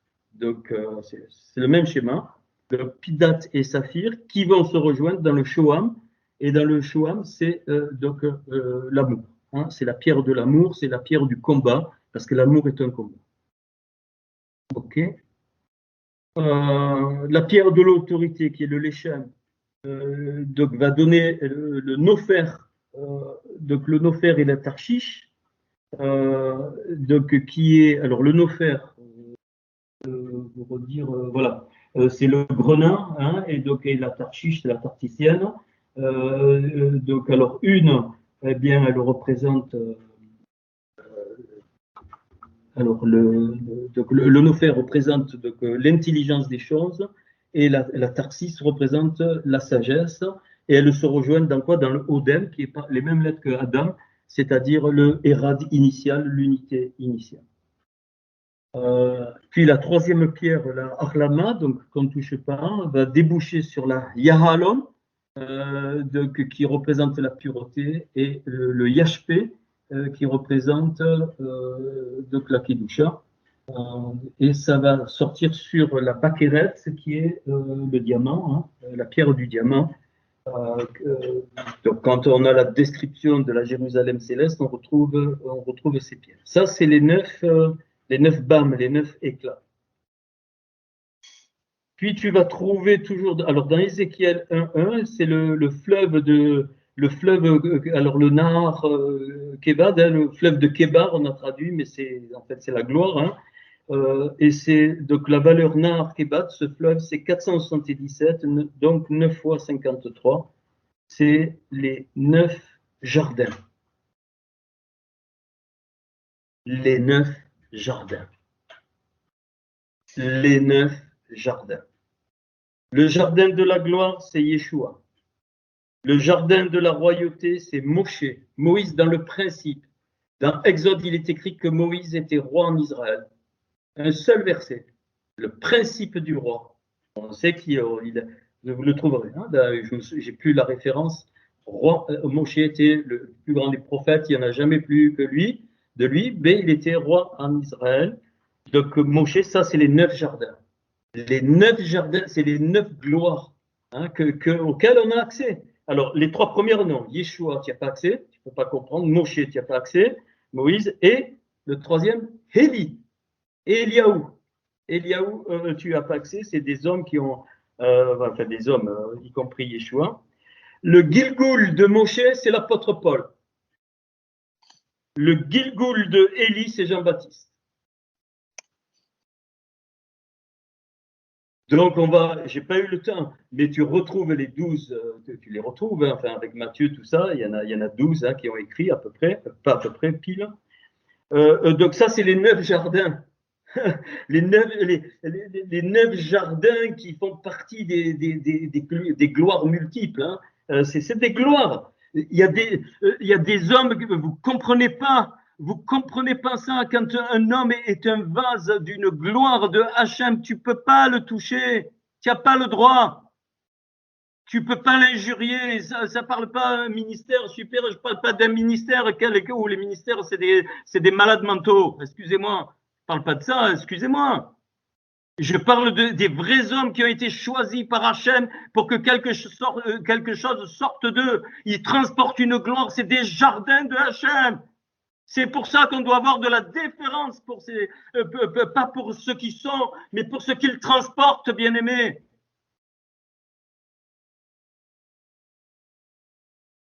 Tu n'injuries pas les gloires, ça fait pas. On a vu, les pierres, c'est des gloires qui représentent. Alors, j'ai oublié, mais les pierres, c'est les tribus. Les 9 pierres, il y a les noms des tribus, j'ai oublié de vous le dire. Donc les 9 pierres qui sont des éclats, il y a en même temps le nom de chaque tribu, c'est quoi? Eh bien, c'est la nation en tant que corps. Les pierres, c'est ça, c'est la nation en tant que corps. Et donc les 9 lumières, c'est les 9 principes.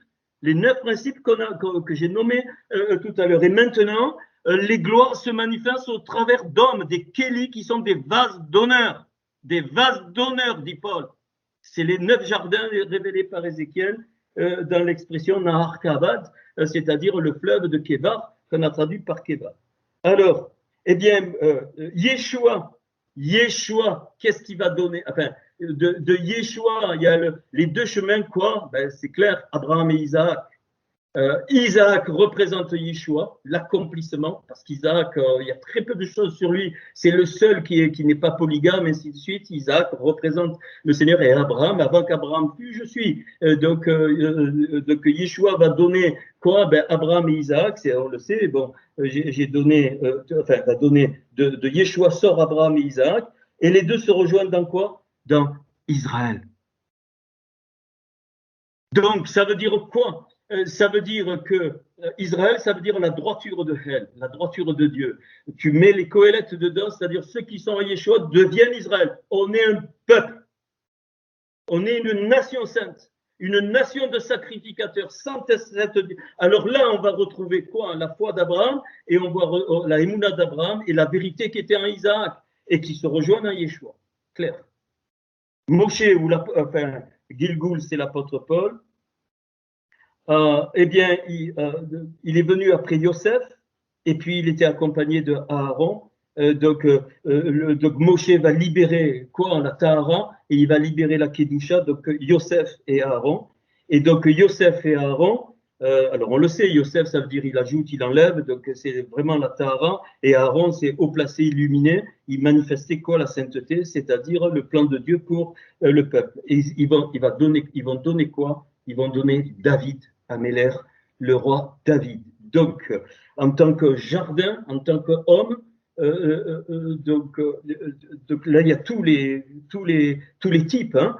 Donc je vais y venir. Donc de David, ben, je pars sur Joseph et Aaron pour retrouver la dimension de Moshe. Et enfin, les dernières gloires, c'est donc Eliaou, Élie, qui va donner lui Élisée et qui sort, qui représente la nature du roi, mais de fastueux, parce qu'Élie va donner Élisée, on le sait. Donc Élisée, donc il va manifester toute la brara, toute la bénédiction qu'Élie a préparée, comme Salomon va manifester toute la bénédiction que son père a préparée. Et ils se rejoignent dans quoi? Dans ce qui fait l'unité, c'est-à-dire dans Yaakov, qui n'est pas devenu encore Israël, c'est-à-dire le talon. Et Yaakov, là, représente la génération du talon, c'est-à-dire la génération du retour du Seigneur. Donc ces jardins, bien aimés, ce sont des vases. Et le Seigneur donne ces vases en tout temps. Dans les temps des générations, il n'y en a pas 36 000. Donc aujourd'hui, on va voir des vases d'honneur qui transportent l'étincelle de David, des vases d'honneur qui transportent l'étincelle de Joseph, d'Aaron, d'Abraham, d'Isaac, d'Israël, de Jacob, d'Élisée, de Salomon. Pourquoi? Pour pouvoir avoir la substance des trois jardins qu'on ne peut pas de se comparer, Yeshua, notre Seigneur, Moshe, Moïse et Élie. Voilà pourquoi Moïse et Élie sont apparus sur le mont de la transfiguration, sur le mont de la gloire. C'est pas pour rien. Alors, j'ai pas eu le temps de faire les papiers, donc c'est vrai qu'avec un plan, vous y voyez mieux, mais vous avez compris le principe. Et maintenant, je vais finir par quelques textes. On verra dans 2 textes, mais mercredi prochain, on le fera. Qu'est-ce que j'ai trouvé? Je vous le livre. Donc le mot lot, qui veut comment le voile tombe, on le verra. Donc il y en a 26, hein, 26. Je vous dis juste ça, ça préparera un petit peu. Lot, ça veut dire voile, ça vaut 45. Donc le voile à lot, ça vaut 50. Et je trouve pile 50 mots différents dans la Torah qui ont pour valeur numérique, excusez-moi, je trouve pile 26 mots différents qui ont pour valeur numérique 50. Et donc on verra dans Romains, d'un passage corinthien, où Paul nous livre donc les 26 types de voiles qui doivent être enlevés. OK. Puis, quand je laisse tous les mots, c'est-à-dire, par exemple, donc, le mot lot sortant 2 fois, ainsi de suite, ça sort 288 fois, pile, 2 fois 144. Donc ces 26 voiles vont être une clé pour de la reconstruction de quoi? Du peuple de Dieu dans ces temps de la fin. On les verra en détail la semaine prochaine ou à un autre moment. Je ne vais pas le faire ce soir. Alors, et 288, c'est quoi? C'est les 2 mains de Moïse. Pourquoi? Parce que 288, c'est la somme de la Goura et de la Récède, les 2 séphiras d'en haut qui représentent la main droite et la main gauche. La séphira Gévoura fait 216 et l'autre fait 72. Donc, c'est-à-dire 216, c'est 3 fois 72. Ça veut dire quoi? Qu'une bonté adoucit 3 rigueurs. Une bonté adoucit 3 rigueurs. C'est pour ça qu'on trouve 288 fois le mot, 288 fois les mots qui ont pour valeur numérique 50, parce que il y a la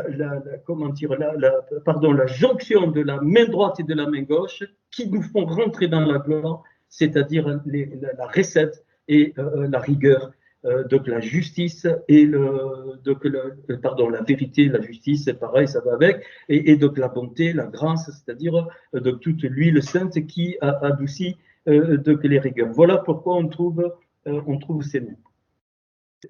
Bon, je vais finir par je vais finir en lisant un texte que je vais peut-être un petit peu commenter, que vous connaissez, qu'on a déjà vu, mais c'est le fameux 2 Corinthiens 4, on peut commencer avant. 2 Corinthiens 4, alors je lis en français, puisqu'on n'a pas le 2 Corinthiens 4. 2 Corinthiens 4, alors 2 Corinthiens 4, il faut l'incruster, faites ce que vous voulez avec, mais il faut le... Bon, je vais commencer par 3, où Paul, 3, verset 3, il dit qu'on est donc un hôte du Mashiach, c'est-à-dire une lettre du Mashiach, un signe du Mashiach, écrite par, non avec de l'encre, mais avec l'esprit du Dieu vivant. Et cette encre-là, c'est le sang de l'agneau, non sur des tables de pierre, mais sur des tables de chair sur les cœurs. Alors, déjà, il dégage tout, il a tout compris, Paul. Il dit on n'est pas de nous-mêmes, on ne peut rien concevoir. Notre capacité, au contraire, vient de Hachem. La gloire vient de Hachem. Aucune capacité ne peut sortir d'autre part que de la gloire. Tout, absolument tout. Et pourquoi il y a eu ces désastres, ces 1700 ans d'apostasie? Parce qu'on a oublié la gloire. On a oublié que c'était fondamental. Il parle, Paul, on connaît la nouvelle, alors, c'est l'alliance accomplie, hein, Yeshua, pas du tout une nouvelle, il n'y a pas de nouvelle alliance. Alors il dit, regardez, verset 8, combien le ministère de l'Esprit ne sera-t-il pas plus glorieux? Qu'est-ce qu'il vient de dire? Il parle, il dit la mort gravée sur des lettres, c'est-à-dire sur donc la Torah qui file la mort, a été glorieux au point que ils ne pouvaient même pas fixer les regards sur le visage de Moïse, tellement c'était fort, à cause de la gloire de son visage. Et il dit que le ministère de la justice est de beaucoup supérieur en gloire, et sous ce rapport, ce qui a été glorieux ne l'a point été à cause de cette gloire qui lui est supérieure. Donc la gloire éternelle avant la création. Et si on ne comprend pas ça, on va faire des désastres partout, partout, partout, partout, même si on rentre dans des révélations de la Torah. Le kavod de Hachem, la gloire de Hachem, c'est fondamental, fondamental. Alors, donc il dit que il y a un voile qui est jeté sur Israël, il parle d'Israël, mais ça nous concerne aussi. Et puis après Corinthiens 4, on le sait, alors donc il parle de, alors tout à l'heure il parlait de la justice, là il parle de la miséricorde, donc il parle de la goura et de la recette, sans problème. Et puis, alors oui, le verset 18 du chapitre 3, et il dit, nous tous, dont le visage découvert reflète la gloire du Seigneur, nous sommes transformés en la même image, de gloire en gloire, par l'Esprit du Seigneur. Et j'ai donné, là c'est les gloires. Et donc j'ai donné 3 fois 9, donc 27 dimensions de la gloire par les jardins, par les lumières et par les pierres. Donc c'est à vous à travailler ça. Il faut travailler dans les détails s'il y a besoin des détails. Et donc il va parler plus loin. Le verset 6 de Corinthiens 4, verset 6, car Dieu qui a dit la lumière brillera du sein des ténèbres, a fait briller la lumière dans nos cœurs pour faire resplendir la da'at de la gloire de Hachem sur la face du Mashiach. Donc on est encore plus responsable que, j'ose dire, que Moïse. Parce qu'en Yeshua, il n'y a pas d'option. En Yeshua, nous devons aspirer à être dans la gloire, pas dans la gloire, à vivre les choses de la gloire. Pourquoi? Parce que c'est là où est l'épouse du Mashiach. La femme, c'est la gloire de l'homme, dit un proverbe. L'épouse du Mashiach, c'est la gloire du Mashiach. Donc si tu n'y rentres pas dedans, tu es une prostituée. Si tu n'as pas le désir de la couronne du Mashiach, Je suis fatigué, excusez-moi, mais en tant que le prince des princes glorieux, le roi des rois glorieux, l'autorité des autorités, tu n'es pas l'épouse et tu ne pourras jamais appartenir à l'épouse. Tu deviens une prostituée. Un religieux, c'est une prostitution. C'est pour ça qu'il est dit ça. Pourquoi la connaissance, quoi, on ne connaît rien, la date, c'est pas ça. La date, c'est la manifestation de la gloire de Yeshua, et cette gloire, je ne peux la comprendre, je ne peux l'expliquer, je ne peux la transmettre, je ne peux que la vivre par les chemins que je vous ai donnés, dans une position, que quand mon vase s'ouvre dans une position afin que ça descende. Ne commence pas à prier pour vivre la gloire ou des conneries pareilles que j'ai entendues, mais arrêtez avec ça. Je dois devenir un vase d'honneur. Alors, j'ai donné, il y en a 27, hein. Vous pourrez les reprendre entre les pierres, les tribus sur les pierres, ça, ok, on l'a compris, les jardins qui sont des hommes.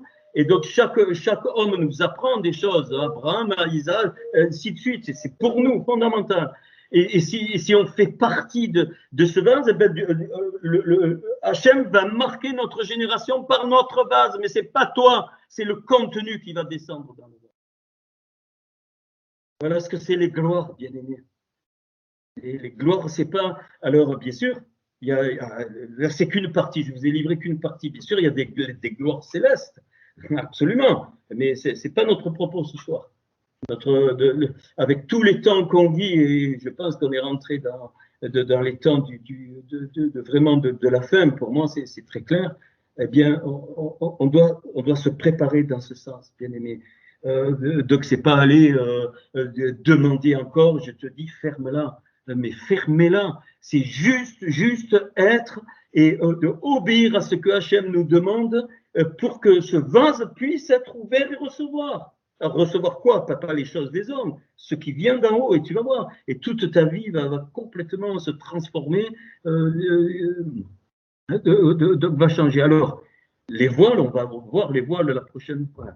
Si on verra bien, hein, mais tout ça, bien aimé, c'est pour ça qu'au temps de la fin, il y aura l'apostasie. C'est parce qu'il n'y aura plus le désir d'être comme Moshe, d'être amoureux de celui qui donne la gloire. La clé, elle est là. La clé, elle est là. Il n'y a pas autre chose. Et c'est la gloire qui descend, qui déclenche la Emouna et le Hémet. Si tu ne lis pas la Torah dans la gloire de Hachem, tu ne peux rien comprendre. Je pense que certains ont capté ce soir, peut-être pas tout, mais c'est pas grave. Hein, il faudra réécouter. Et voilà, donc moi je pourrais t'en tout. Après, voilà, on verra ces temps de la fin, comment ça se prépare. D'où la notion de quoi? De l'anti-gloire. L'anti-Mashiach, c'est l'anti-gloire. Pas de problème. C'est la seule chose auquel Satan s'attaque ouvertement. Toute manifestation de la gloire de Hachem au travers de toi, il va t'attaquer. Mais bénis le Seigneur, que le Seigneur, il garde ton vase d'or sans problème. Qui? Lui, va, s'il le permet. Rien, pas un brin, tu lui laisses. Même pas un lacet, dira Abraham au roi de Sodome. Même pas, rien, tu dégages. Tu comprends? Et tu comprends maintenant la position dans Éphésiens, de ce que Paul dit. Éphésiens nous transporte dans la gloire. Je ne vous l'ai jamais dit, je vous le dis ce soir. C'est tout Éphésiens est centré quoi sur l'épouse, et l'épouse, c'est la gloire de l'homme, c'est la gloire du Mashiach.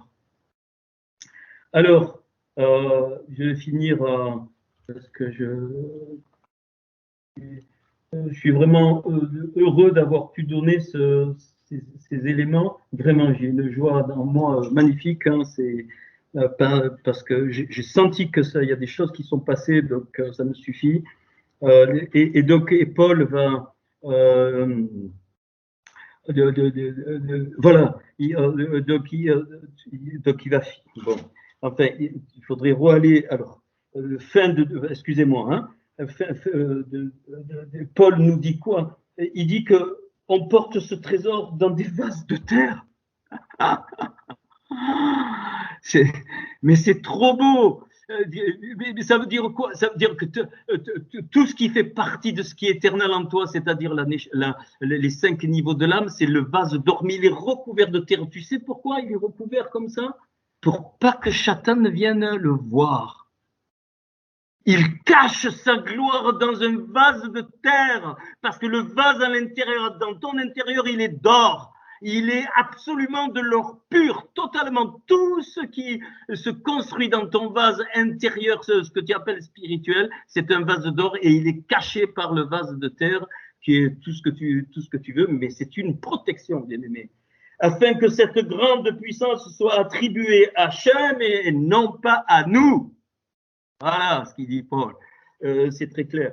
Et puis il va nous livrer cette révélation magnifique que nous, on peut même pas mourir. Il dit mais que c'est Yeshua qui meurt en nous pour transformer le vase, pour que ce vase d'or soit maintenu à l'intérieur de nous. Eh bien, il donne le principe total de la croix qui est centré sur la gloire. La croix est la plus grande chose qui nous amène à la gloire. Il n'y a pas plus haut que la croix. Pas plus haut que la croix, parce qu'à la croix, la Torah, elle a été accomplie, elle a réconcilié les choses de la terre dans l'archétype avec les choses du ciel. Il n'y a pas plus haut. Voilà pourquoi il parle de ça. Et c'est pour ça que je dis toujours, on ne meurt pas, nous. On ne peut pas mourir à nous-mêmes. C'est des conneries religieuses dans les églises. C'est des lamentables. Lamentables. Je les dénonce et je les ravage au nom de Yeshua. C'est Yeshua qui meurt en nous. Pas pareil. Même si j'ai la volonté, Paul il dit, j'ai pas la puissance. Est-ce que tu vas te crucifier? Tu rigoles. Tu peux pas. Et ça fait partie, c'est l'épouse. L'épouse qui fait corps avec son mari. L'épouse qui fait corps avec le Mashiach. Elle comprend ça. Alors si mon mari meurt, je meurs avec lui. Parce que la femme, c'est la rérem. Elle donne la vie, elle comprend. En elle, dans son corps, la femme, elle vit constamment la croix, la mort et la vie. Une naissance est une mort et une résurrection. L'enfantement est une mort et une résurrection. Ok. Et puis, je finis.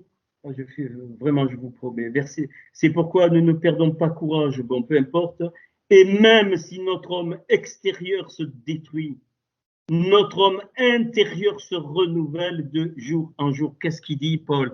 Il est en train de dire que une des plus grandes gloires, c'est d'accepter de mourir pour ses amis. Pas forcément dans le corps, mais c'est la croix, il n'y a rien à faire. Tu peux pas je continue. Regardez, car nos légères afflictions du moment présent produisent pour nous au-delà de toute mesure. J'ai regardé dans le texte hébreu, c'est très haut. C'est le Bamram. C'est Bamram. C'est très haut. C'est un éclat, une explosion dans les hauteurs. Tout de quoi? Un poids éternel. Un kavod éternel de kavod. Il y a les deux mots. Et il dit, et dans une autre version, j'ai et des gloires éternelles de gloire, de la gloire, des gloires éternelles de la gloire. Voilà ce que c'est une partie, les gloires dont Jude parle. Des gloires éternelles de la gloire, parce que nous regardons non point aux choses visibles, c'est-à-dire celles qu'on voit avec notre œil, hein, mais à celles qui sont invisibles, car les choses visibles sont passagères et les invisibles sont éternelles.